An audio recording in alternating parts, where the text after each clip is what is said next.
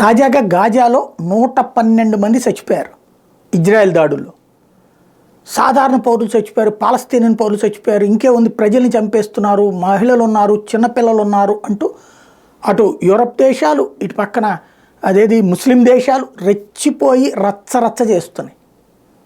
Israel defence force video release చేసింది.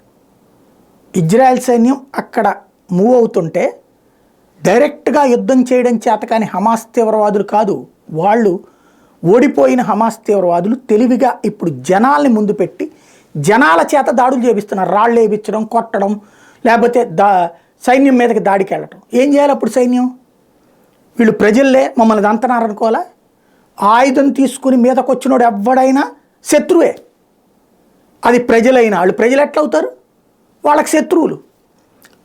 సైన్యాన్ని, Israel సైన్యాన్ని పాలస్తీనియన్ తీవ్రవాద మద్దతుదారులు, హమాస్ తీవ్రవాద మద్దతుదారులు ఒక తీవ్రవాదులుగా చూస్తున్నారు. మరి వాళ్ళు కూడా అదే చేస్తారు కదా. అలా జరిగింది. మా సైన్యం మీద దాడి చేస్తుంటే మా వాళ్ళు కాల్చి చంపారు తప్పించి అదేదో మారణకాండ కాదు, అది కావాలని చేస్తున్నటువంటి గేమ్ అని తేల్చి చెప్తుంది ఇజ్రాయెల్.